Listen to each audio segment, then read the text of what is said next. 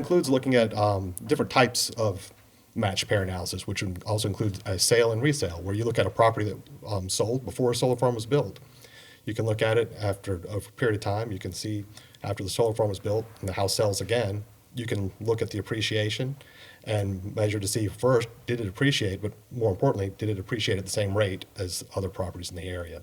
So I've looked at match pairs like that as well. My conclusion after looking at that, and I know you've got a copy of the report up there, is that it's having no impact on property values. To get to that conclusion, I've looked at 17 solar farms in and around Stokes County. I've looked at specifically 14 solar farms in North Carolina, and from those I've pulled 38 sales and looked and did that match pair analysis. When you do that, you're looking at multiple sales to compare to that one that's next to the solar farm. You're trying to triangulate it on value just like you would when you appraise your house. So I've looked at over 150 sales in this study really to generate this opinion of no impact on property value. And like I said earlier, I've been doing this for a while now, and I've been working in a lot of other states. I've got a total of 89 different match pairs that I've pulled looking at all these other states as well. That puts me at over 350 sales points that I've been looking at to generate this study. So again, the data is showing that no impact on property value. There's essentially, when you look at any appraisal, plus or minus 5% would be standard market sort of static. Real estate is, by its very nature, a little imprecise. You can have two identical homes built by the same builder in the same subdivision, and one's going to sell for a different price than the one right next door. So that plus or minus 5% is typical, and what I'm finding the aggregate of my data is showing is about a plus 2%, meaning about 2% higher than the comps I'm looking at. That doesn't mean there's an enhancement, it just means it's nothing. It's in that plus or minus 5% range. And this is not just my opinion. I've worked on this with, I know that there's been at least a dozen appraisers in North Carolina who've reviewed or worked with me on this project. And when you add in the other states, there's been dozens more MAIs who have looked at this and gone over this data. This data has gone, earlier versions of this study have gone through and have gone up to the North Carolina, some of the North Carolina court systems that have been approved as being significant and substantial information able to make the conclusion of no impact on property values. And the reason that is that, like I said, I do a lot of impact analysis, and when you do find an impact, they typically fall in broad categories, sort of descending hierarchy. If there's going to be an impact to measure, the biggest impacts you find are where there's hazardous materials.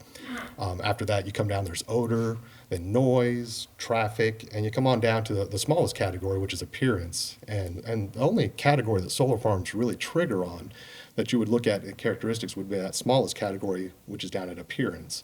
And again, the solar farms are going to have a landscape buffer, they have significant setbacks, and that's true with the comps that I've looked at, where I've looked at matched pairs. They have larger setbacks than other uses that would traditionally be put on these places, and also they've got landscape screening to help buffer. And that's why you're not finding any impact on property values, because it is in that smallest category to be concerned about, and also it's easily mitigated through those methods. I'd be happy to go into greater detail or discuss any of the specific sales or match pairs I looked at, but hopefully I've answered your question. And again, I guess they might want to have questions at the end, but however you guys prefer, I'll go with the flow.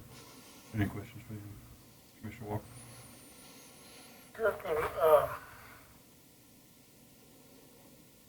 you're presenting some very interesting data, very interesting information. Let me ask you a semi-personal type question, if I may, please. Sure. Would you have any concerns, or what would your concerns be about living near a solar farm? If you were looking to buy a particular property and it happened to be near a solar farm, would you have concerns? No, sir. No. I mean, I can speak to the house that I left. I moved about 5 years ago, and I left the house I was at before because I backed up to pasture. I had cows in my backyard, and we were forever chasing them back into there. You know, when the fence comes down, you got to shove them back over. And we loved that location, but we knew a subdivision was coming. And so ultimately, instead of having 20 homes in my backyard, we moved to another location that would maintain the privacy that we were really looking for. Solar farms do provide that type of privacy, and if a solar farm was pending to go out there, we would not have moved. Thank you. Commissioner Morris, you have something? Nothing on this particular side. Commissioner Lane? Thank you, sir. Thank you.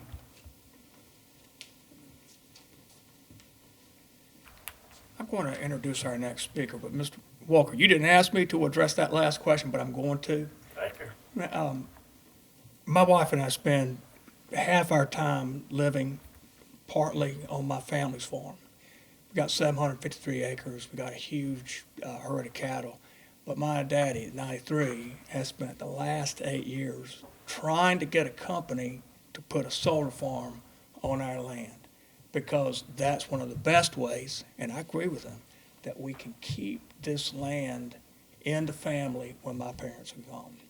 And it would mean that my wife and I, when we're down there, are living next to a solar farm.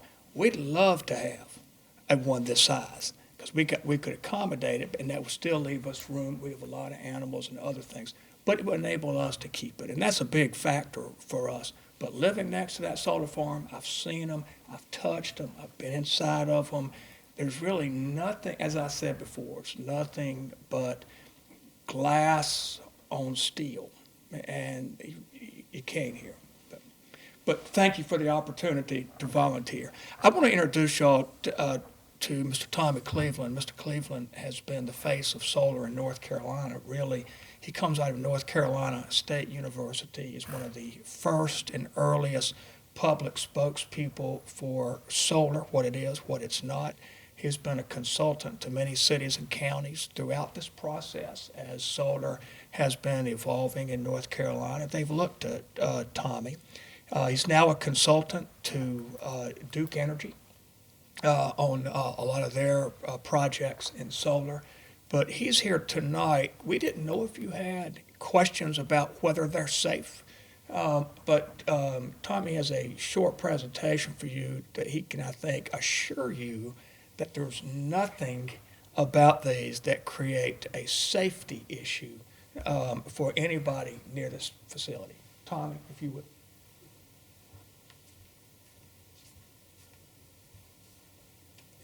Good evening, Board. As you heard, my name's Tommy Cleveland. I'm a licensed professional engineer in North Carolina. I have been for about 12 years and working in solar for 15 years, really before there was much of an industry. I was working at NC State University at that time at North Carolina Clean Energy Technology Center. When I started there, it was called North Carolina Solar Center, and we changed names while I was there. And as solar started to get developed at this kind of utility scale across the state, a lot of communities and officials and neighbors of the first projects had a lot of questions about them. It was a new technology for the area, certainly at this scale. And a lot of those questions came to me at the university, and I knew some of the answers, but definitely not all of them, and started doing a lot of research on those questions about, what are the risks here, what happens after it sits in the field for 20 years, and developed a lot of expertise on those questions. And I was the lead author on that NC State paper that's in your packet.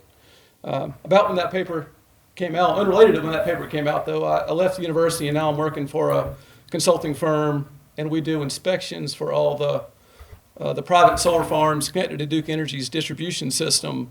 So I was out in the field all day today inspecting a site, and we give approval before Duke gives them power and then turns them on to start producing. And then in the evenings, I'm serving as a private consultant for questions and hearings kind of like this. As you can see in that report, my conclusions today are still the same as in that report, that there's not a negative health or safety risk from this technology implemented in this way, in this scale. And in fact, it's a very clean technology. It means the general area is burning less coal and natural gas, so there's less air and water pollution because this project's out there producing electricity.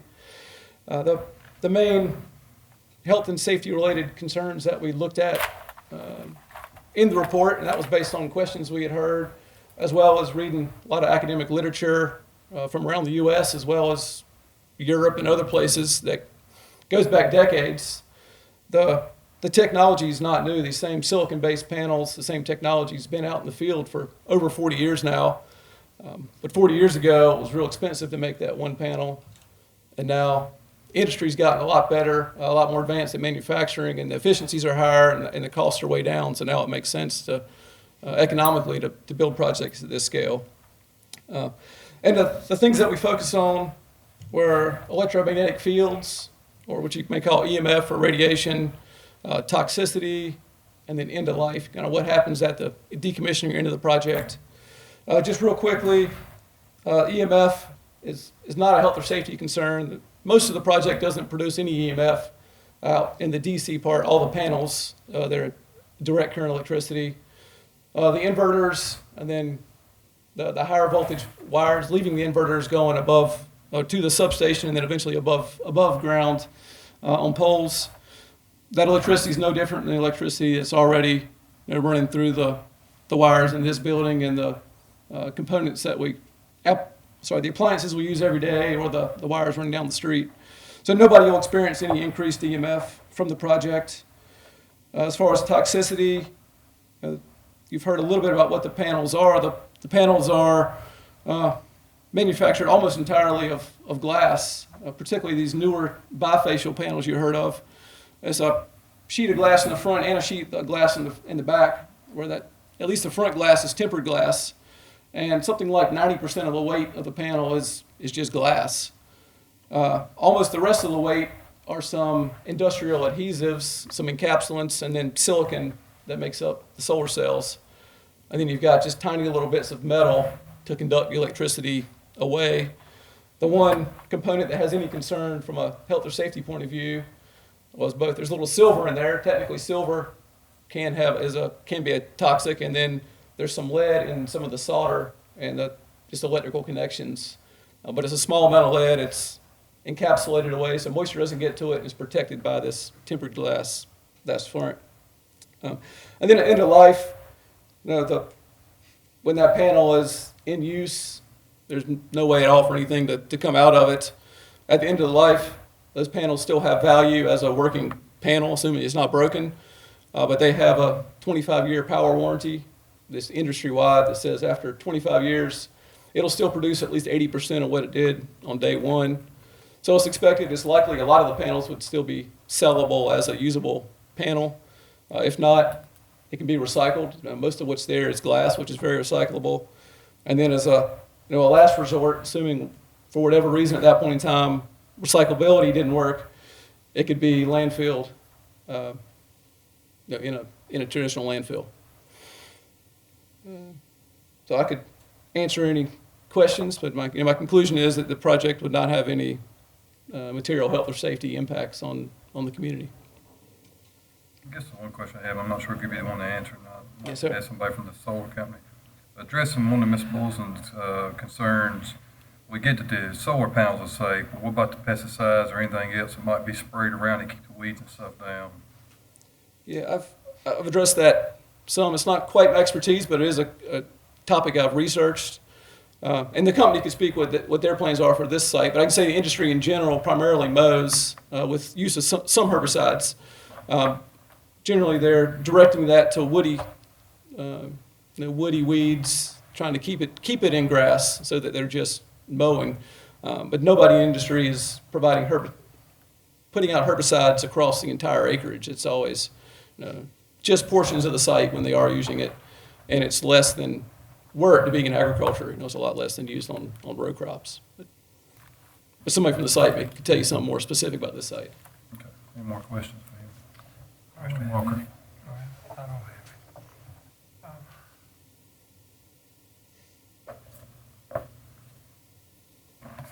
Not quite sure how to ask this question, but let me give it a try.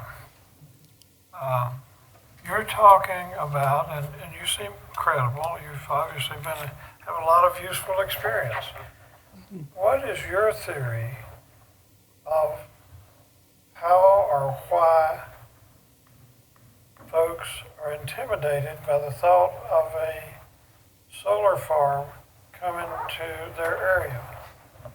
Some people seem to be uncomfortable with that concept or with that idea. You have a theory about what's driving that? Combination of factors.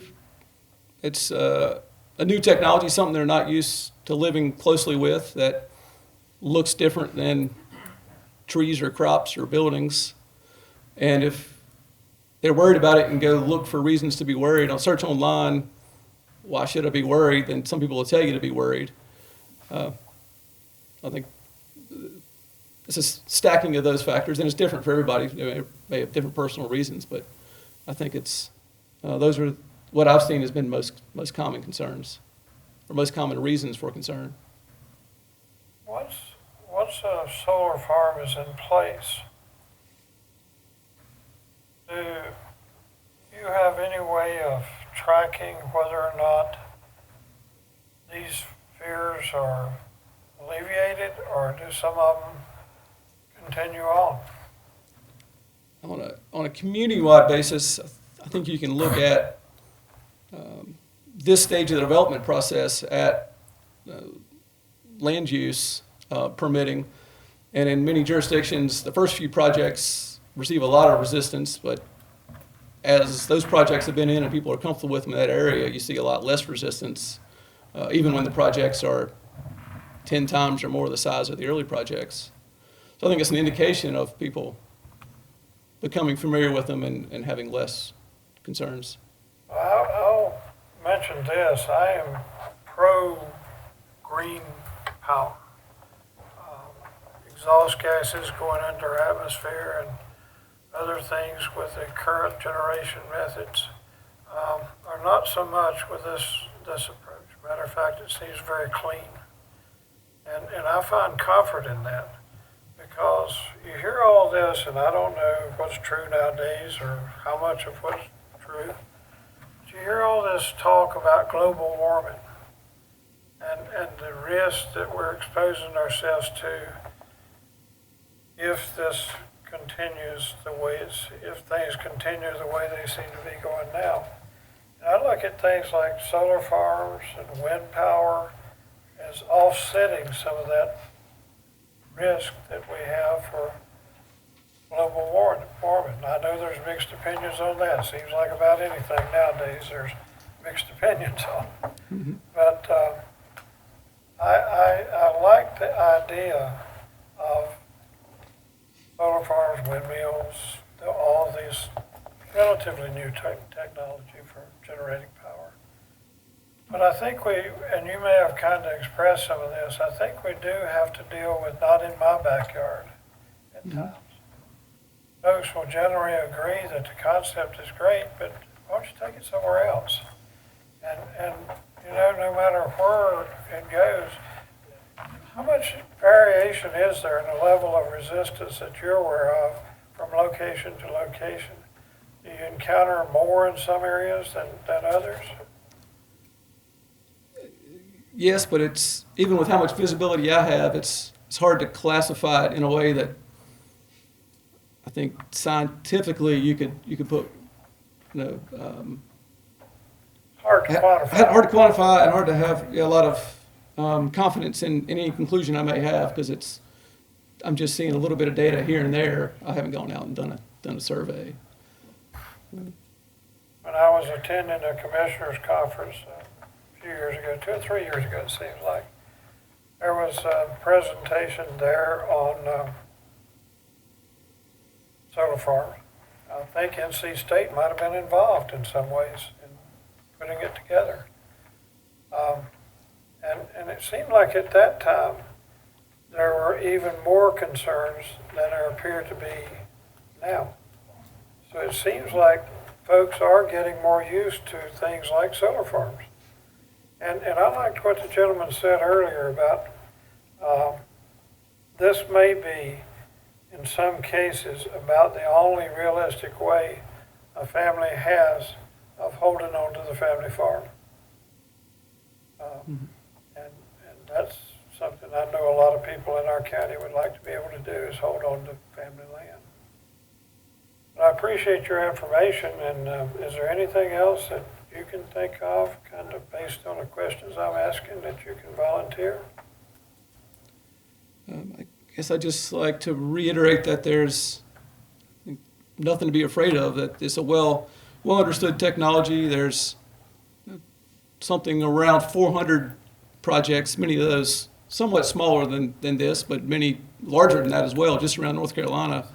And as communities have gotten that experience of living close to those projects, the not in my backyard kind of sentiment has gone down rather than up as people get comfortable with them.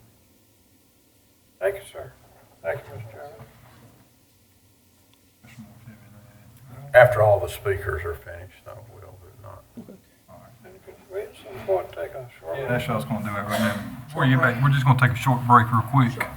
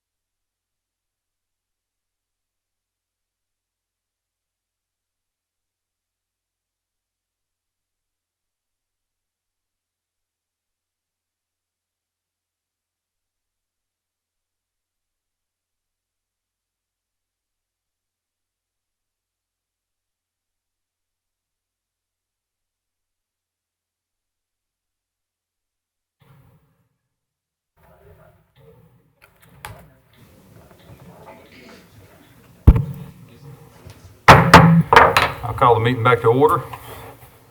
You want to come on up and say what you're going to say here? We do have two more speakers, but once again, I'm going to ask Mr. Walker if he'll allow me to address a question that he threw to Mr. Cleveland.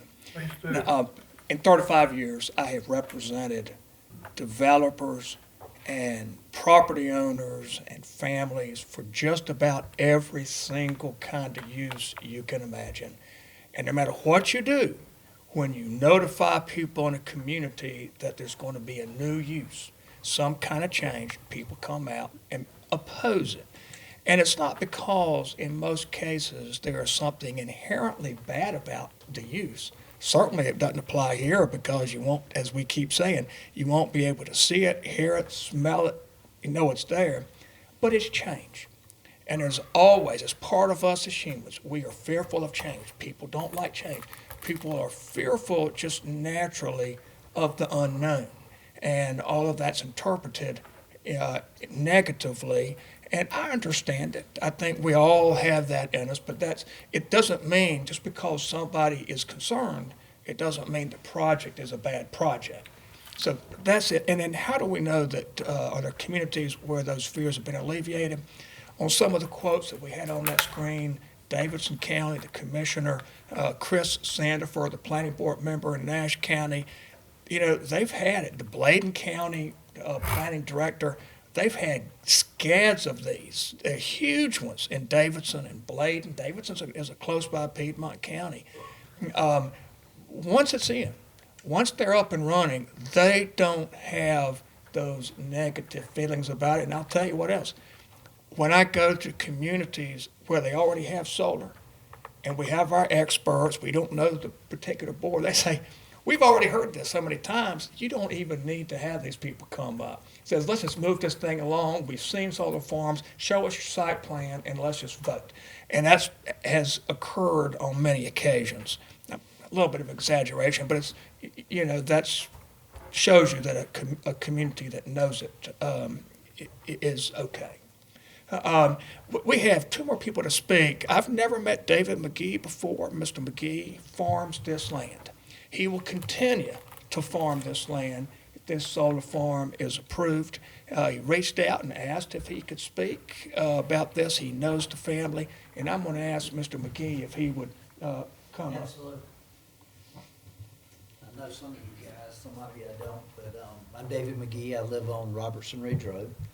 And I've known the Paleys for 6 years, and I farmed this land that long. More than that, I wouldn't speak to this if I wasn't somewhat familiar with them, but I am a licensed professional engineer and a contractor. Engineer in 5 states, contractor in 3.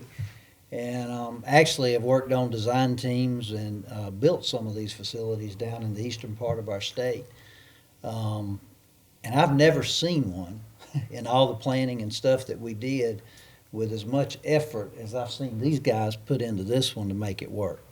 Man, we were fast. We were in and out. We put them in and got gone with not nearly the thought that what I've seen here tonight. I've been very impressed with their level of detail. My involvement with the Paleys has been, if they tell you they're going to do something, they're going to do it. For those of you that farm and know farmers, maintaining a farm lease is not always easy. Keeping landowners happy, but these guys, if they commit something to you, they're going to do it. I've enjoyed my relationship with them and hope to continue to do that. If they tell you they're going to do something with this farm, you can count on it. And as a resident and the neighbor farming the land, I can't see a lose in it.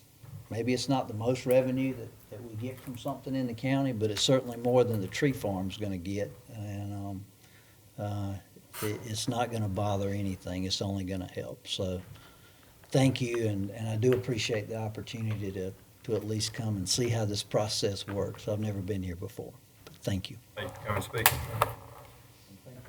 Thank you, David. I'm going to go eat, if that's okay. I got to go back to that farm in the morning and finish plowing my fire. There we go. Thank you. Our country was founded on several bedrock principles. And one of those bedrock principles is the respect for private property. I encounter issues related to people trying to deny this all the time because in my career that I have dedicated my career to representing owners and people who want to make use of land of somebody's property. I will say, though, in 35 years, I have never, until this project, represented somebody whose family has owned the land for close to 235 years.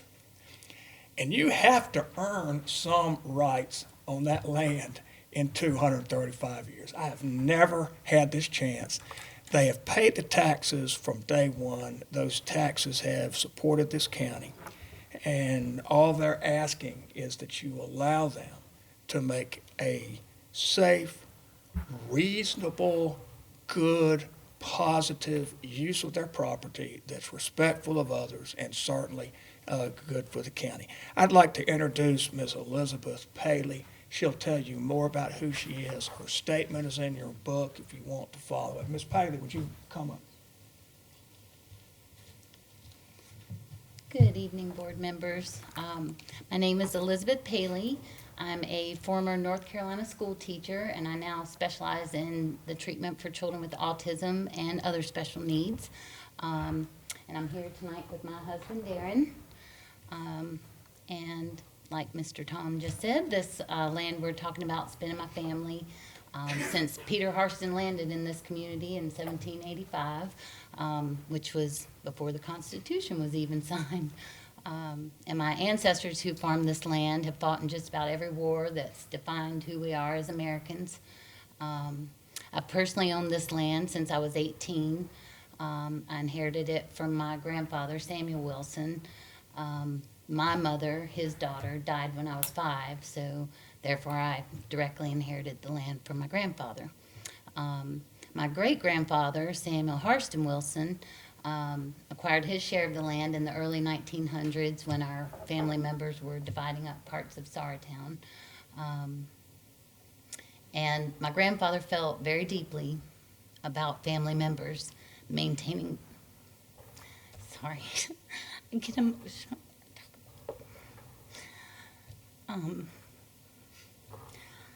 Maintaining the land that they own. And he passed that sentiment on to me. Thank you.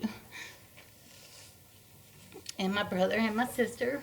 And that sentiment's further compounded by the fact that this land represents my mother to me and our lineage. And I watched as I grew up, my grandfather worked tirelessly to maintain the land he owned. And that being said, my family's paid taxes on this land for over 200 years, and I myself have never missed a payment. And I would think that probably most of the schools in the county have received at least some partial funding from the property taxes from my family's land, and being an educator, that is something I'm very proud of. So I hope you can see this property really has helped define who I am. When I was a child, my great aunt lived in Walnut Cove, and we spent lots of time here growing up with her. And my grandfather would take us out in his pickup truck out on the farm. We would play in the creeks and fly kites and look for wildlife and go fishing in the river. We could then pile into the back of his pickup truck and ride into Walnut Cove back when you were allowed to ride that way in the back of the truck. We'd eat at the Golden Skillet, and if we hadn't fought with each other too much that day, he'd take us over to the pharmacy and let us get a milkshake or some candy at the drugstore.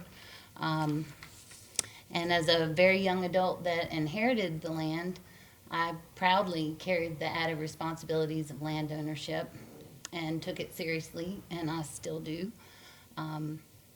As property owners, we want to know that our government supports us in our decision to use this land for its highest and best use. We've looked at lots of alternatives and tried to find the right one for a long time, and we believe we found that with the solar farm. We had discussed our interest in solar renewable energy with many companies over the years. Most were out of, at those time, years ago, out of California, New Mexico, Arizona. And RES has by far been the most responsive and organized of anyone we've ever spoken with regarding this, and they're North Carolina based, which was important to us. We feel a solar farm's highly respectful of our neighbors because nobody, as we've talked about, will be able to see it or hear it, and it will give us all more income. Will generate, more jobs for the community than a work crew coming in to cut the timber. And we feel like the taxes it will generate will be higher, many times higher than what the county receives now. Another reason we like a solar farm is because our son, Reeves Wilson Paley, will inherit this land one day. Solar farms are temporary, unlike subdivisions and houses, which are permanent. And if he wants to return the land to timber, when the lease is up, he can. That choice will be his at the time when he owns it and is paying the taxes on it. I've, heard that some would be worried about the agricultural footprint or that we would lose farmland, and that's not going to happen here. And we have about 100 really good prime acres that we lease now for corn and soybeans. Before that, my grandfather and then I had always leased the land for tobacco. I've maintained a farm lease on the farm since I inherited it. If this solar facility is approved, not a single acre of that farmland would be lost, and it will continue to be farmed after the Bear Branch Solar Facility was built, just as it's farmed today. The rest of our land is in timber, and that timber is now mature and ready to cut for the next stand of trees. If the solar farm's not approved, the 100% of the trees, all the way out to the road will be clear cut. If the solar farm's approved, we've happily offered to preserve an extremely substantial buffer that's been described and shown tonight around the project to ensure that nobody even knows it's back there, and Tuttle Road will be just as scenic as it is now, and it sure is. We are already planning to build our retirement home here. I've always planned on doing that, and so nobody will live closer to the solar farm than we will. And with that being said, I also would never have any interest in any kind of factory or manufacturing going on the farm up there. In summary, my family's exercised its responsibilities as property owners and caretakers of this land since our country was founded. And we believe that this solar facility is the best use for the land. We believe it's the best use for us and the best use for the county. And my husband and I very humbly ask that you respect our rights as owners and recommend it for rezoning. And we thank you so much for your time and consideration tonight. Thank you for having us.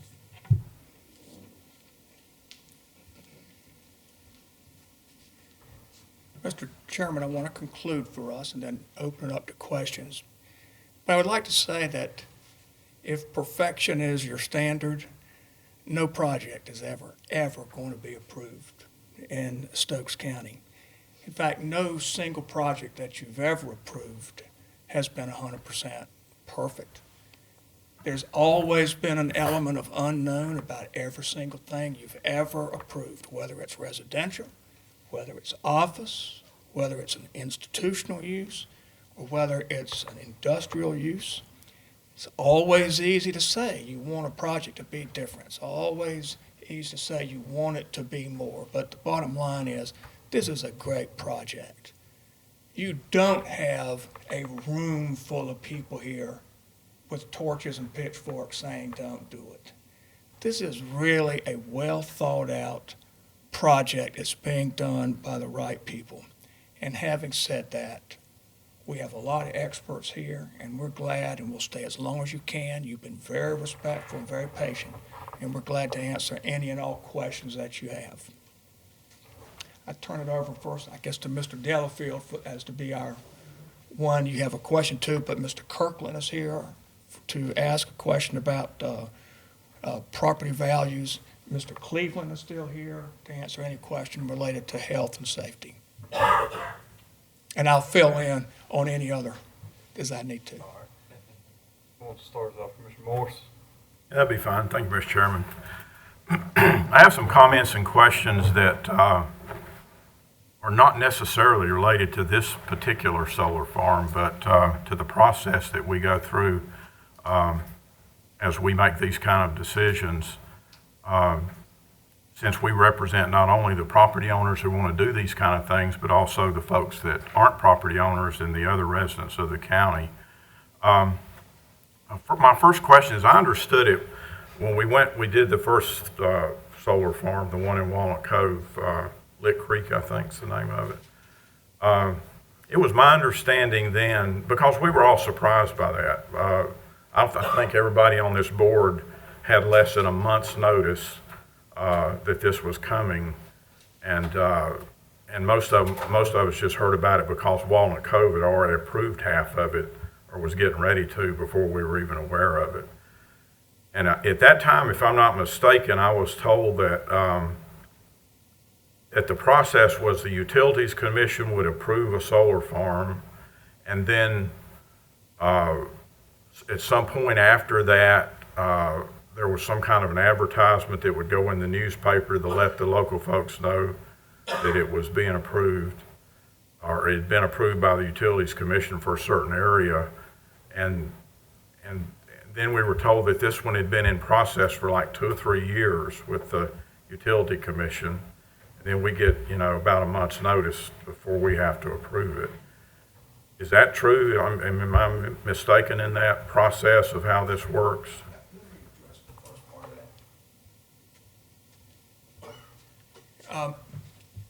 Anytime you invest tens of millions of dollars, you have to go through very complicated due process, due diligence to determine if the land is suitable. You have to work on the leases.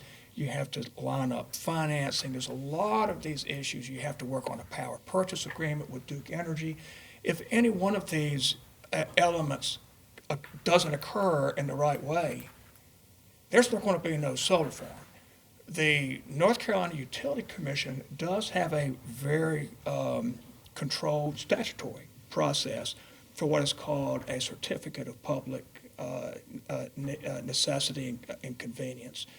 And there is a public notice process for that. Now, just because a project had been in the planning stages for 2 or 3 years does not mean that they knew there was even going to be a solar farm. You find out somewhere later in that process if you really have a viable project, and then you file your application with the commission. Part of that is the requirement that you run an ad in what is called a newspaper of general circulation. It's a standard form. You have to do it. If you haven't done that, it doesn't get approved by the Utility Commission. But none of those, I was not involved in that project as the attorney at the Utility Commission. I was involved as the attorney for Lick Creek as we went through Walnut Cove. Make it a kind of quick answer, so I got a lot more. Okay, I'll be quicker.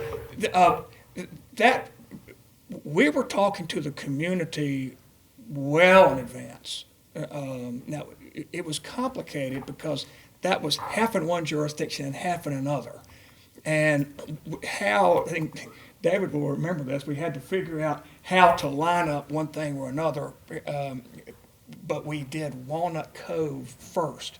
But that was a very, as I recall, well-known, well-advertised process. Everybody knew about it. In fact, we sent letters to people who were beyond the adjoining property line to invite people in. We had at least 2, maybe 3 neighborhood public meetings over in the library. They were very well attended. I came down. The town council asked me to come speak to them just to tell them what was going on. So it was very well known, I thought. Well, I've never talked to anybody yet that ever saw any of these articles in the newspaper saying they were coming. So I don't think this whole process is working. I've talked to several folks in Walnut Cove. one right on the border of it, a business person down there who didn't know a thing about it till it was already completely approved by both boards. I don't So, see you how know, that, well, I'm not going to dispute so- that. I don't see how that could have happened, but apparently it did. And so my point is, you know, I kind of walked away from that approval and I voted for it. But when I voted for it, I also said, as far as I'm concerned, it did not set any kind of precedent for me voting in the future. I kind of walked away the impression that no other solar farms were in the pipeline. We discussed this kind of, that's why I'm asking about the process. I kind of got the impression that none had gone through the Utilities Commission, and it was a lengthy process after it did that before we would hear about it, and so nothing was in the pipeline. I'm kind of curious, I mean, did you guys know this one was coming when we were talking about that one? I did not. Okay. My call from renewable energy came well after Okay. Lick Creek was done. And it's like, as an example, one subdivision developer is not telling another subdivision developer that they're looking at tracks here and there. They're both operating and working independently. And next thing you know, you have two of them up on the same agenda, and neither of them knew that. I've been in that boat many, many times. Yeah. And I think that's what was happening here. Okay. Ironically, I made a comment that after we approved that one, which I was, like I said, not real comfortable with because of the short time frame we had to deal with it, I said the next thing they'll do is put one on that beautiful farm up on Tuttle Road. Damn if it ain't coming that way. So, and David, is there not an inquiry for another solar farm beyond this one on Tuttle Road, larger than this one? See, my concern, you know, and we used the term initially talking about these, are we going to be a dumping ground for solar farms? The problem, as I see it, is we don't have a policy. We haven't addressed, and Ms. Bullen was talking about this in the beginning, and we don't have a policy for addressing solar farms in our county. It's not in our ordinance. As a matter of fact, the fact that we thought there was no more coming anytime soon, that mindset, I proposed a resolution to our board, and I'll just read it real quick to you guys that may not be familiar with it. And it's a resolution about solar farms. It says, whereas the Stokes County Board of Commissioners recently approved the county's first large-scale commercial solar farm, and whereas there were many questions and concerns expressed during the zoning process as to the potential negative impacts of this solar farm on the environment and other aspects of the community, and whereas the questions posed to the solar farm developer by the Board of County Commissioners were answered, but with general answers that were inconclusive as to the actual potential negative impacts that might be caused by a large-scale solar farm. Whereas the major concern with tying up large areas of rural agricultural land for decades to accommodate a commercial solar farm, whereas there are concerns of ruining the natural scenic beauty of Stokes County, whereas it's difficult to quantify the benefits that would be afforded to the county other than the individual property owners by a large-scale solar farm when no such facilities have been located in the county, and whereas Stokes County does not consider large-scale solar farms a high-value economic development driver, whereas Stokes County desires to make decisions that benefit the county as a whole, whereas a commission has been appointed to develop a set of state standards for commercial solar farms in North Carolina, and that report is not due for 2 years, whereas a X number of years, whatever we plug in, period is needed to construct and observe the operations of the approved commercial solar farm to determine its positive or negative impacts to the county.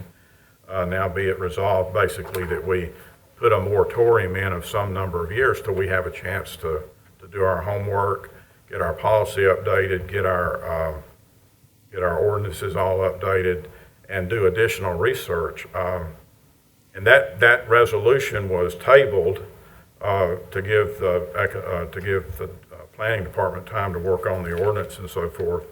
I think we said for 12 to 18 months because we didn't perceive there would be any more solar farms coming this quickly. and now it looks like there's 3. I had a call the other day from somebody who had a couple of 100 acres of land on Saratown Mountain, and they asked me who they needed to talk to about putting a solar farm over there. That gets us into the discussion about Moore's Knob and Hanging Rock Park, and what, solar farms are not, cell towers are referred to as eyesores quite frequently. Solar farms are usually not, because they're buffeted, but from aerial views, they become an eyesore as well, or they could. So that's my reason for proposing that. I'm not against solar farms. I'm certainly not against this one, but my approach to something that's this significant is that we need to proceed with caution before we load up with these things and really not knowing what the impacts are going to be.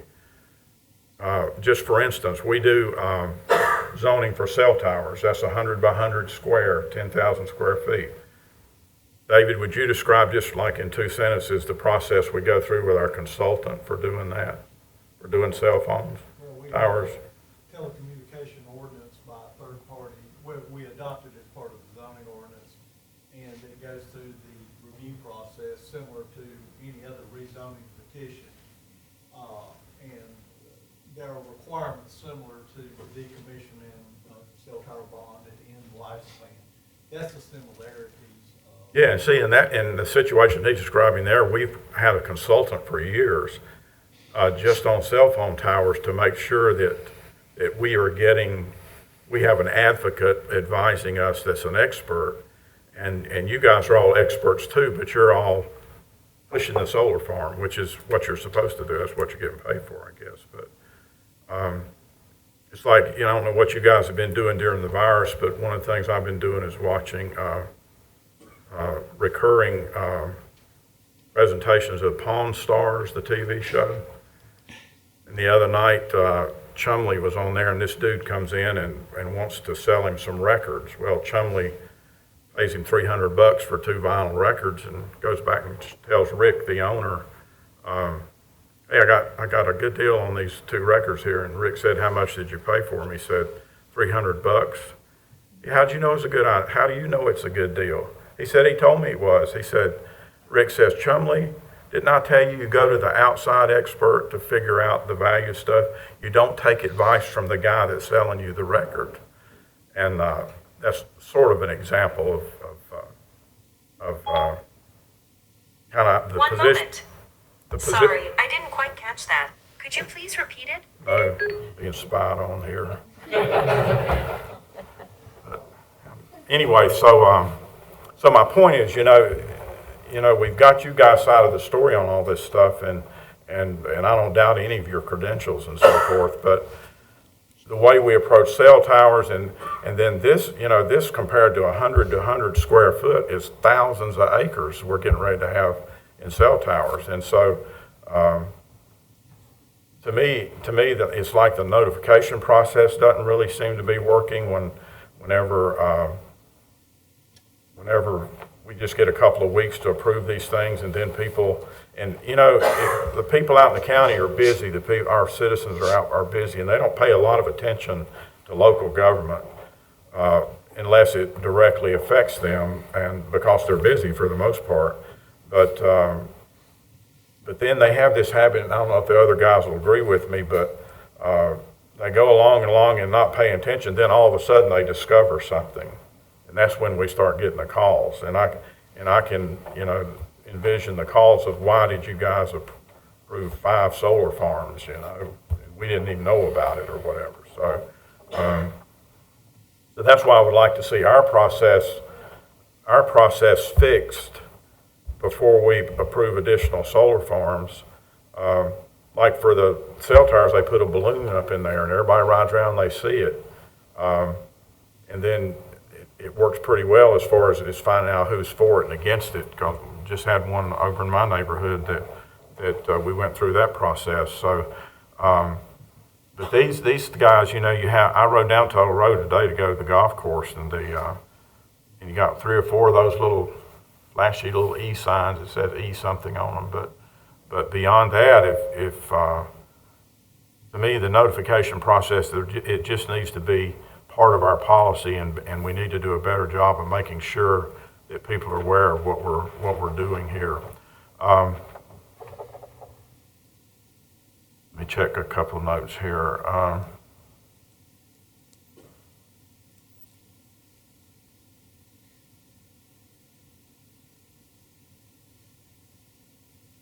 It's not really, I'm not complaining about our staff, the fact that we don't have a policy in place. We've kind of been surprised by these things that are starting to pour in here one after another. On these buffers, whenever you talk about a buffer and he showed those nice trees and everything, what does that look like when the leaves fall off during the wintertime? Does it still hide the solar farm? 500 feet wood. I ride around all during the wintertime here, and I see all this stuff that I forgot existed during the summertime. Right. 500 feet would conceal it. Okay. But concealment should not be the standard. I mean, this is somebody's, I don't think anybody should have to conceal anything that they do on their property if it's a valid use. Nonetheless, having said that, you can't, from driving down Tuttle Road, you would not be able to know it's there.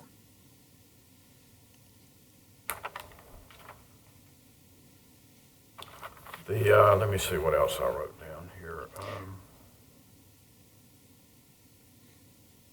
I don't really feel comfortable, and it's like I was saying with the Chumley thing. I'd like to have enough time to have. There are people with different opinions about solar farms than you guys have. I've read them in numerous places, and I would at least like to have time to let our board have some discussion with those kind of folks and have them come in and give us at least the other side of the story to think about, and to help us, and to do that, to help us develop a policy, kind of like our cell tower folks would do as advocates for us. It's like somebody said tonight, the long-term impact of this cannot be determined. I mean, we're kind of all guessing at what it's going to do.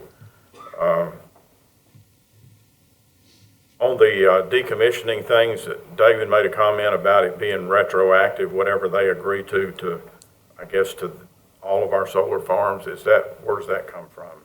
Well, Is it? that's what I was, I heard, but they haven't even got the rules. They're in the committee, and there's a lot of people on those committees, both in the business and Right. governmental.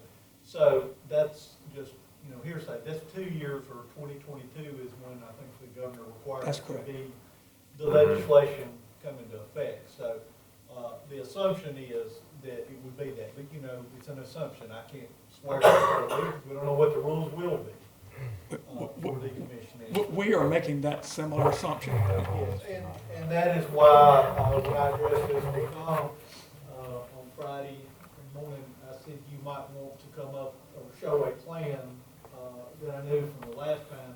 There are multiple plans, and that would be something the board would have to accept, if they chose to go the route. We know we're gonna have decommissioning, it's just what plan would be in effect.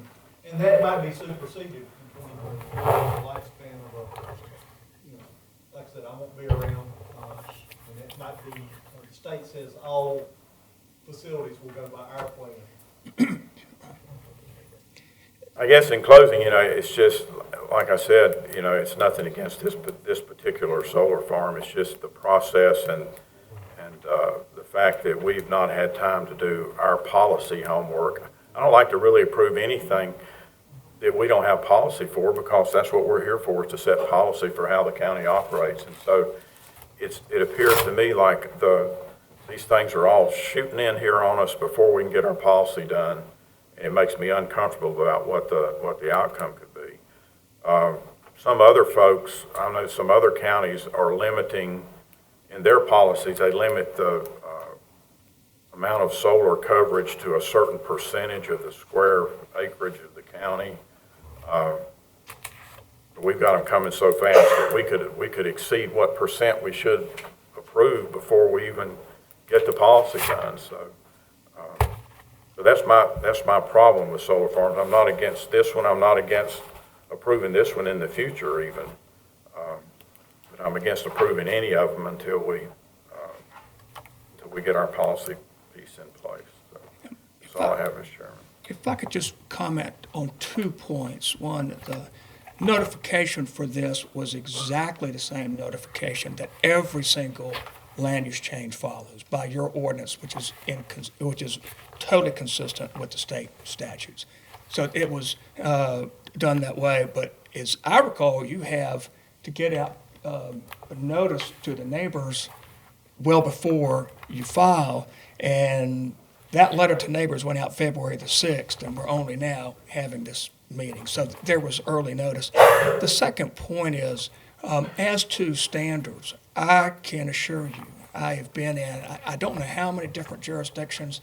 I've done well over 100 solar farms over the last 8 or 9 years.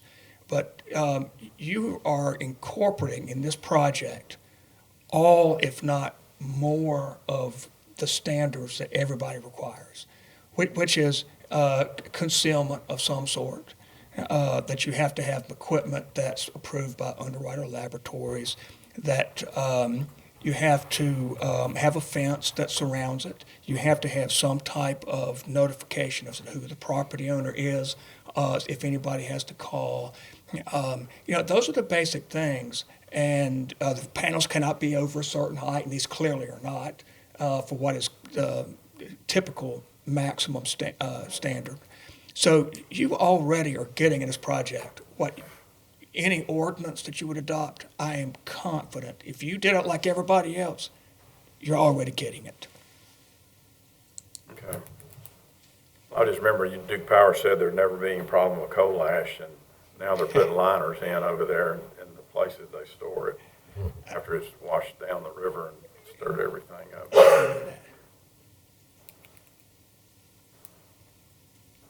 That's all I have, Mr. Chairman.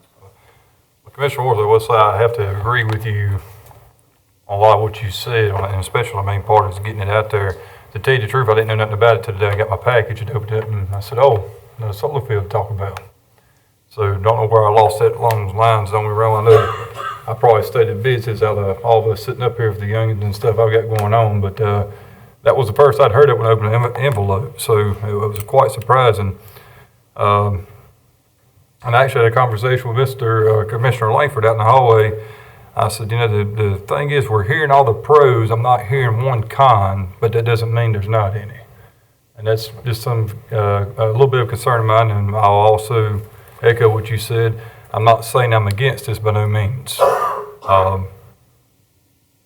too, would like to have just a little bit more time to go through some of this right here instead of before we get in over our head and having too many solar fields, and then you're riding down all these roads that we had some pretty areas before, and now you've got solar fields. And from what I understand, the attorney, forgive me, what's your name again? Tom Sherrill. I apologize.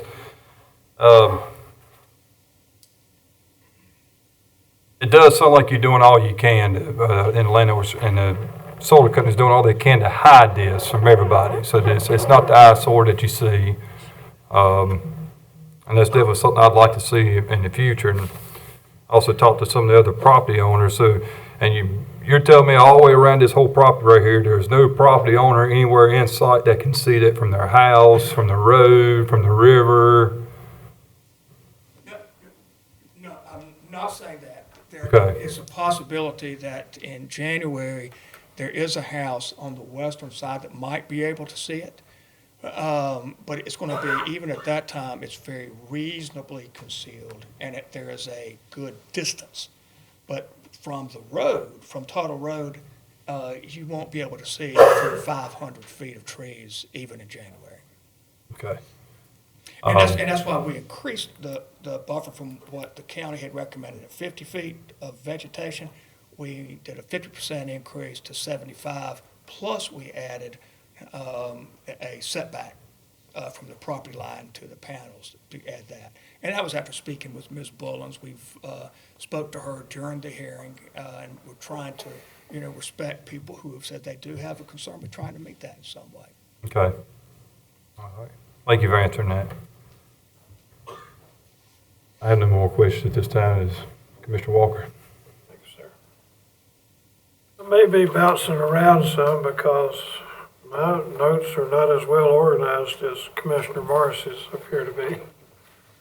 I'm gonna have to go back and kind of read a little bit myself and see at this point which questions have been answered and which questions I still have that are worth asking. I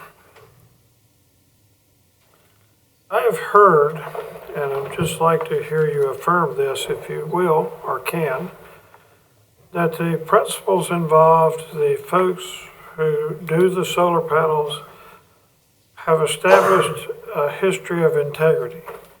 They're not a, what's that old way of saying, they're not a fly-by-night company. They have a good record. They run a good operation. Have I missed anything, or I know you're probably gonna say yes, but go a little bit beyond just yes, if you will. Let me start the answer on that. You have to finance a solar facility like this. You really have difficulty financing it if you don't have what is called a Tier 1 module. A Tier 1 module is made by a company that has a track record that's longer than 5 years. They have a reputation as standing behind their warranty. It's a company that engages in research and development. It is a company that meets certain capitalization standards in the finance industry. So all of these things come together to be a Tier 1 module. For a facility like this, only Tier 1 modules are used.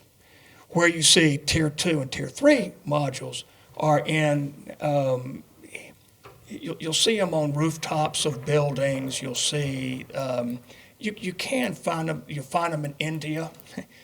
When they're recycled here, they're sent to another country. But any facility like this that is going to Duke Energy, that's a company that's investing this much, it's a Tier 1 panel, Tier 1 module. Thank you.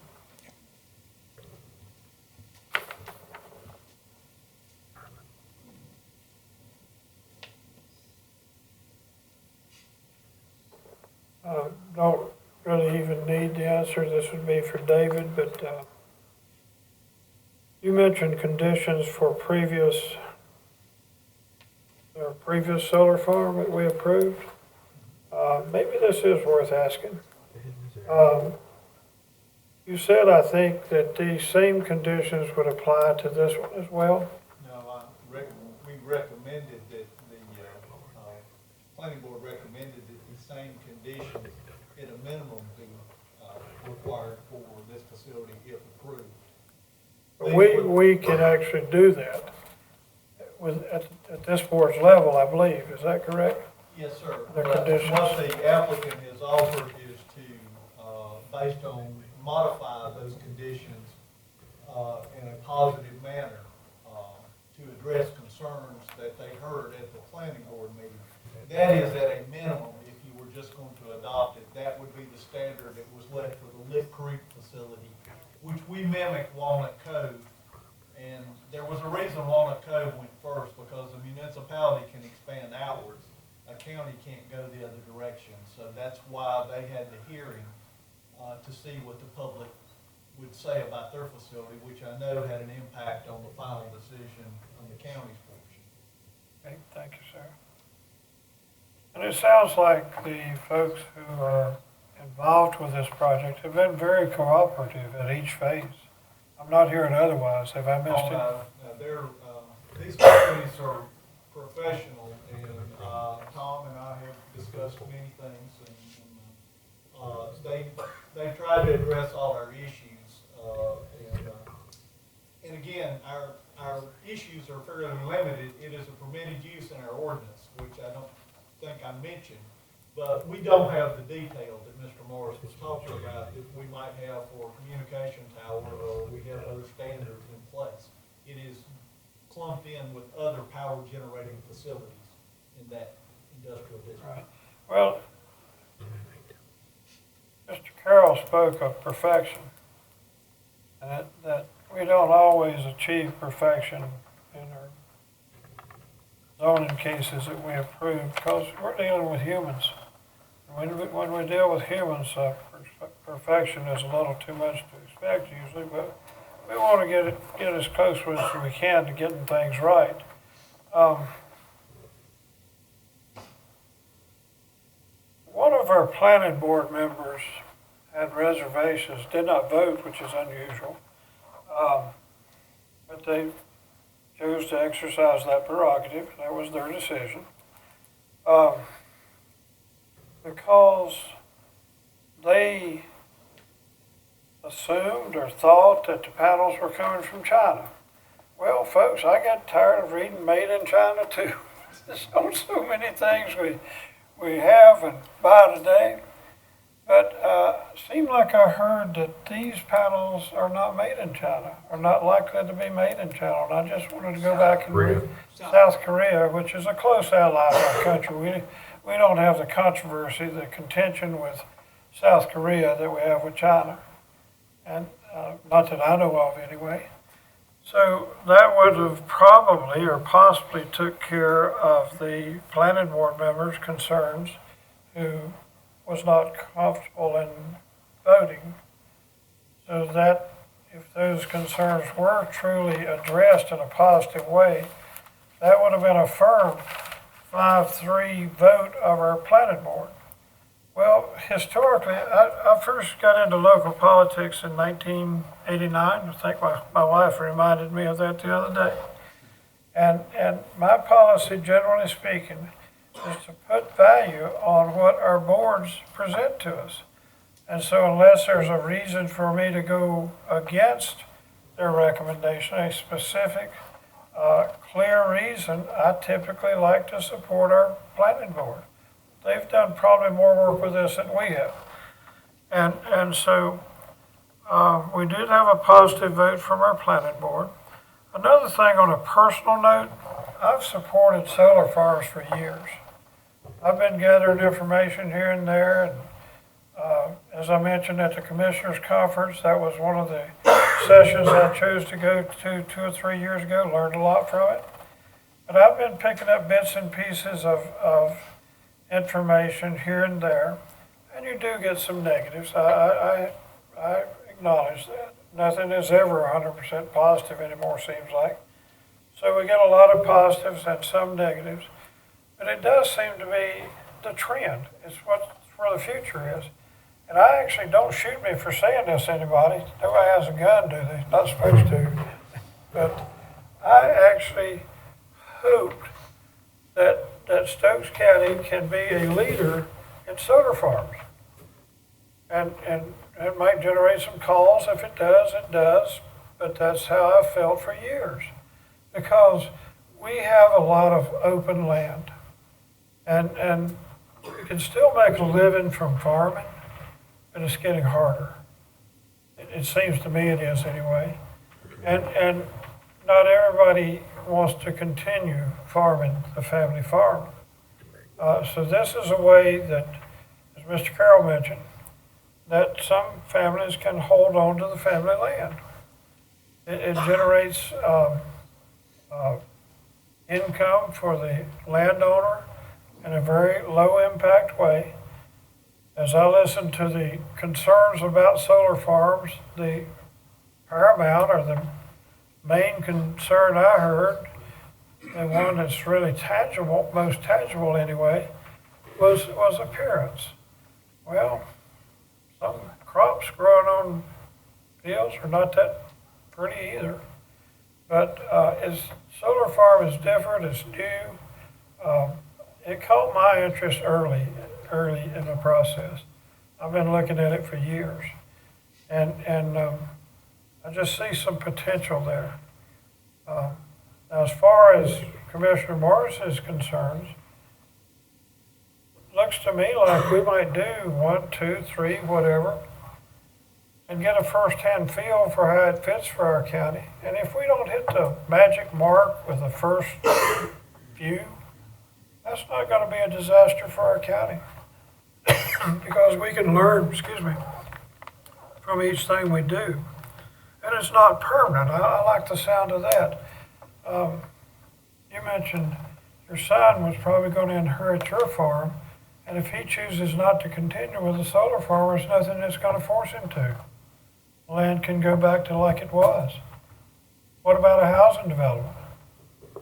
If if a housing development doesn't particularly fit an area, and I guarantee you there's people living near housing developments that would like to be living near a solar farm instead. If you have a housing development, that's final. I mean, you're not gonna tear down those houses in 30 or 40 years.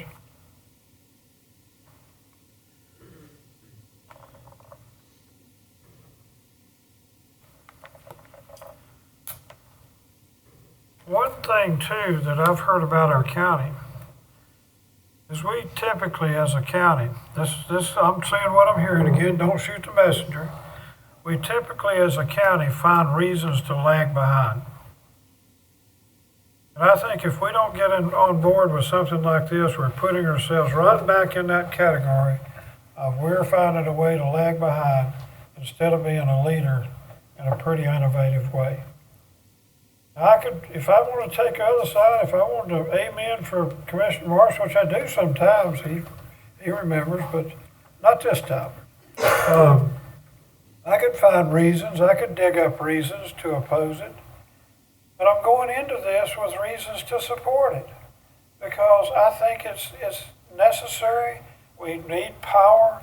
Why burn coal to get power when we can get it free from the sun? Would somebody answer that for me, please? No, you don't get a turn. Cheaper later. Fossil fuel is what helps the common man afford fuel, afford energy. It is, but it's going up. But I am on board, and I know some people would be disappointed if we do approve this. But there's going to be a lot of people, I think, would agree with some of the insights I'm sharing and would be disappointed if we don't approve it. There are more likely to come. If we have to step up to the plate at some point and I have to swing over in Commissioner Morris's direction, I say, well, we got enough now to really get a feel for how this might fit our county. I think if I'm still on the board, which I don't have that much longer anyway, but I could kind of see going there under certain circumstances, but I don't see it now. There's too much positive history with solar farms to ignore. They're working. This sounds like a very good location. Have I missed anything, David? I think you gave your blessing to the location pretty much. Or It's a good location with buffers. Is that I don't know that the other sites that were approved would be buffered as well. And with the improvements that the applicant is offering, the just physical location, every location is different. This particular site has a good ability to be buffered, and if they can place it with the property owners that feel comfortable. I want to make one quick statement. We don't look at total concealment in anything. Even in stealth technology for cell towers, which we haven't required, that's a misnomer. It's just trying to disguise something that looks like something else. But that's not the goal of our land use, is complete concealment. It's not practical. Thank you. Another thing I'm looking at is when this public meeting was held, I think it was mentioned that 4 people attended. Commissioner Morris being one, the planner from Walnut Cove was another. That's about right. That's correct. So 4 people attended, and I saw a list of, looked like 20 or so who were notified. There were Ramona Tim, a planning board member in Walnut Cove, heard about it, and she just came out of interest. Right. I know Ramona. She's interested in a lot of things. I never know where she'll show up next. That's right.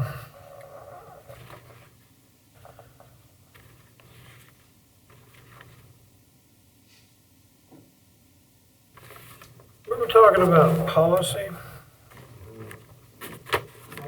wanting a better, stronger policy.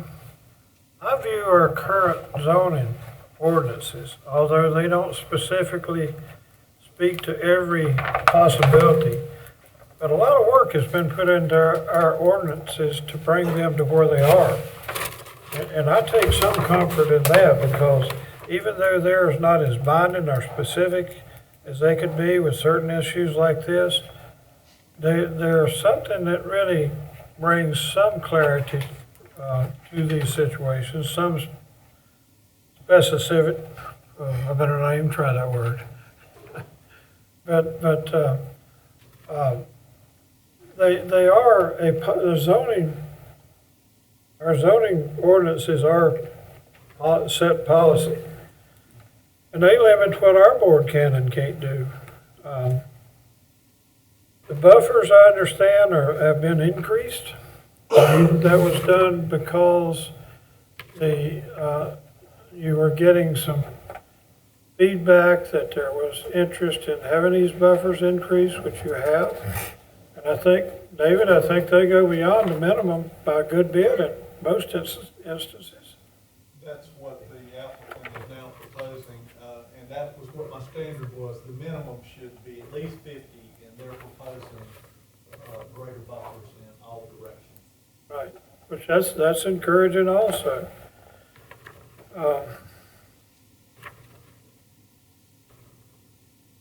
Maybe about through. I'm not going to ask about the sheep I saw in one of the pictures. For the sake of time, and in fact, I'm running out of questions, I'm going to stop there. All right. Thank you, Mr. Chairman. I'm interested in that sheep that you seen. I didn't see that. You didn't? I didn't see that. Commissioner Langford? I've only got a couple of comments to make. Number one, for a solar farm of this magnitude, the location could not be better than where they plan on putting it. I've been up and down that road for many, many times. And Tuttle Road is ideal if you want something this large compared to the number of acres that's on that site. And with the compassion being with the family of restoring a 200-year family owned, I'm just using it, it appears to me that they put a lot of thought into this thing before they've come and recommended putting a solar farm on the land. So with that, and then the business taxes for the taxes that it will bring in, that's another plus for me. And I can't see any downsides. Can't see any downsides to what the request is. And the planning board actually voted in favor of it. So that's sort of where I stand. I'm in favor of it.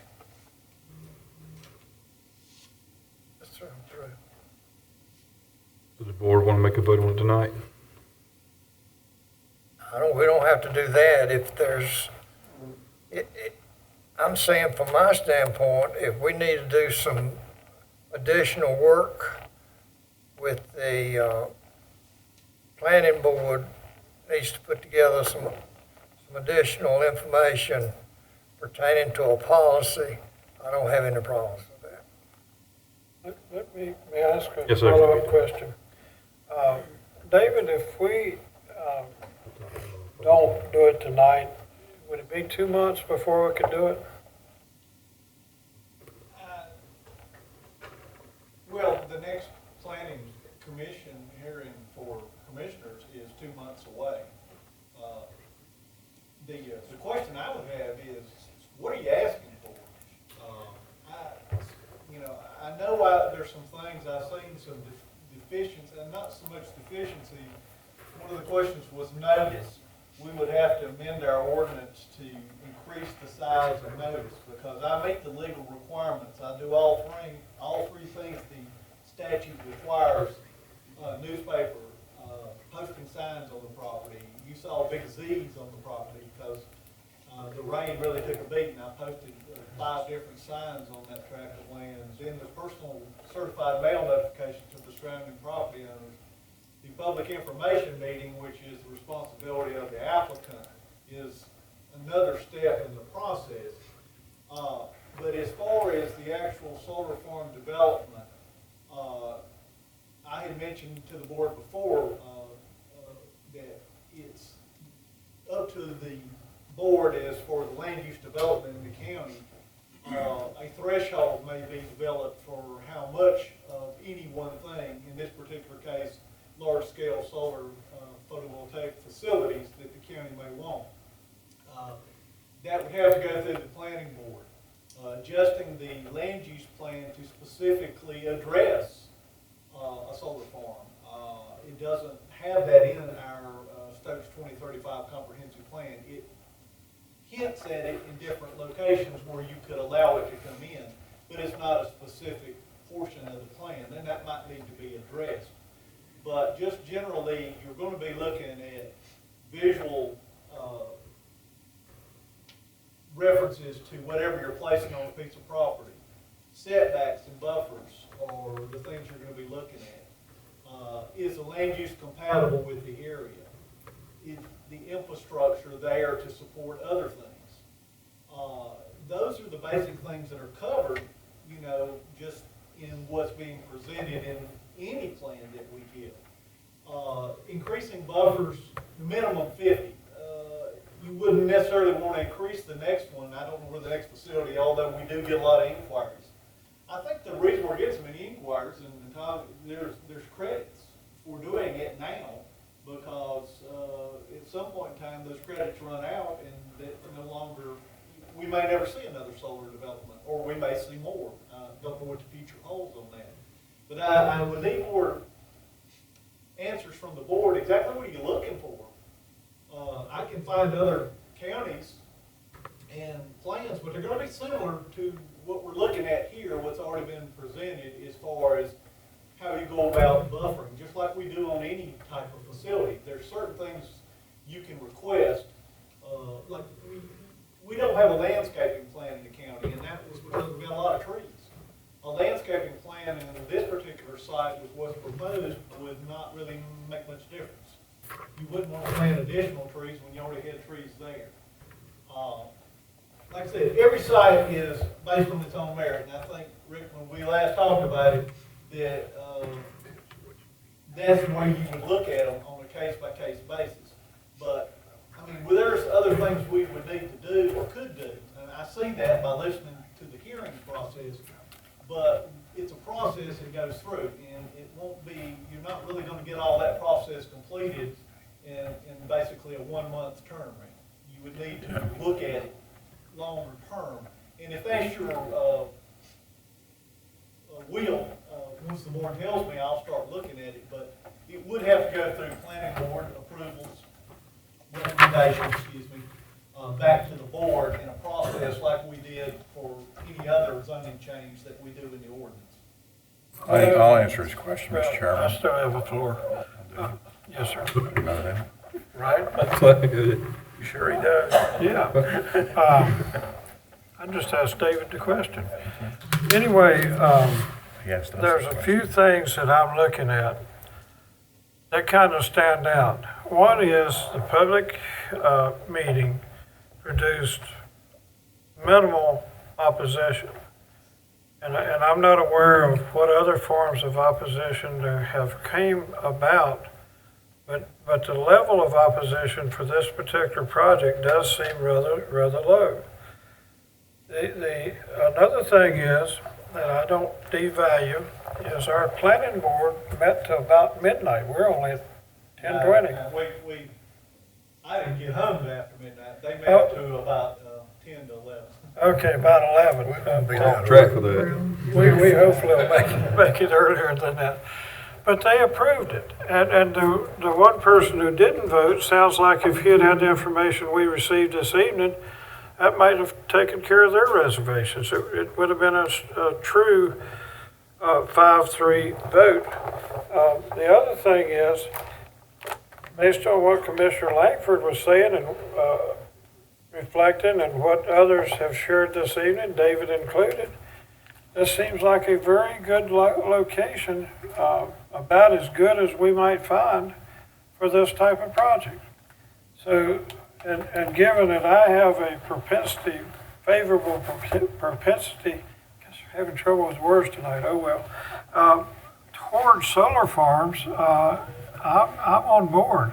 I would be ready to vote tonight, but I'm one of four, and whatever the pleasure of the board is, certainly I can go along with. But I'd be ready to vote tonight if it actually came to it. I do agree with the information we got tonight. I mean, I am willing to vote tonight if the board wants that, but Mr. Morris. My answer to David's question is that I would like all of our policy documents that relate to these solar farms to address the solar farms specifically. And, I've asked for a moratorium, and the board can or may not do that. They haven't done anything with it yet because I don't think they realized there was urgency. But I want all of our documents because of the scope of these things. All the things that are described in the resolution, about tourism and the discussion we had originally. How many of these are you going to allow in the county to where you stand up at Moore's Knob and you just look down and you see solar panels flashing? That's not, I don't think, the direction we want to head. And now we're just kind of wandering with no policy and making the rules up as we go. I don't have any problem with accelerating the policy development in time. I mean, this looks like a good project as far as solar farms go, but I'm interested in the macro level issue of what our policy should be and getting that in place where it should be before we're making decisions on these things. What are you going to do with this third one that's coming up the road here? Are we going to get it a month or two from now? If it materializes, I mean, I get inquiries a lot, but again, I think the buzz about it is the credits that are available for people to invest that amount of money into a project. Yeah, that's another thing that bothers me about these, all this government subsidy. Why does it have to have government subsidy why can't it stand on its own? And it's really just a big inefficient way of generating power that takes thousands of acres of land. And I think that's why it has to have government subsidies.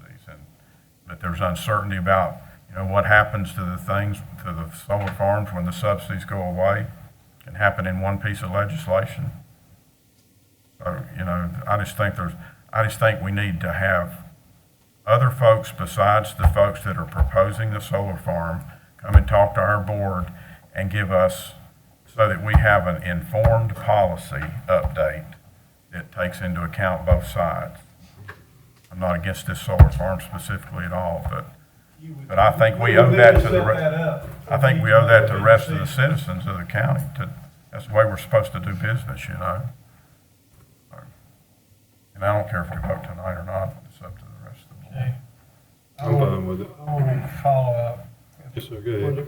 But I don't want to shortchange you or Commissioner Langford. That's fine. Commissioner Langford, do you have anything to add real quick? No, I'm good. Okay. Well, one thing I wanted to mention is our planning board approved this with less information than we have. We have more positive information that's came to us since the planning board meeting, the additional buffers and everything. We have more to work with than they had, and they approved it with the information they had. When was your meeting, David? Thursday night.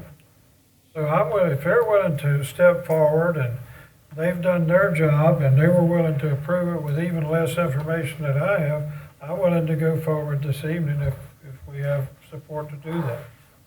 I'm fine to vote tonight. Well, I'll make a motion. One more comment for you, Dave. I agree with in concept what you're saying with the planning board. We need to support any board that we put in place, and when it's a unanimous vote, that's really easy to do. When it starts to get splitting down toward the, down toward half and half, then I start to have questions. Well, some of our votes are half and half. Yeah, I know, I mean, the vote rules, there's no doubt about that. But I have one other question for them before we vote too. Commissioner Morrison. That. What about, and I think I asked this on the first farm, solar farm, what's the guarantee we have about this thing changing hands and whoever may purchase the original deal, honoring all the terms, conditions, and commitments that are made by the group that are here now? Tom will answer that. While you're heading up there, all the conditions that are added to this run with the land. I think David will explain that any zoning condition is permanent until you change it. Ownership doesn't make any difference once a land use decision.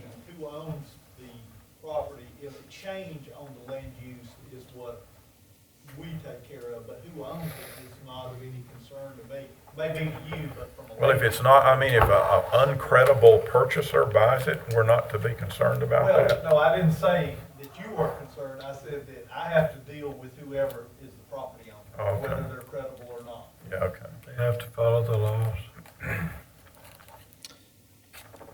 Yeah, that's exactly right. I mean, in short, all the conditions that are put forth by the project run with the project regardless of ownership of it. So, there's still the requirement of the decommissioning bond will be in place regardless of who owns it. That's a private agreement between the landowners, the Paleys, and this project. And so even if the project were to change hands, those types of conditions will not change.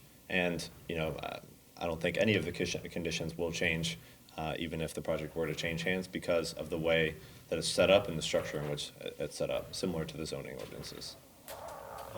One thing that you mentioned, and I'll interject, you did state if all the approvals were not granted, then the project would go away. That's correct. But at that point, the Paleys could no longer, they have zoned the property to an industrial use, which doesn't allow farming. So if they wanted to go back to the way it was, then they would have to come back in and rezone the property back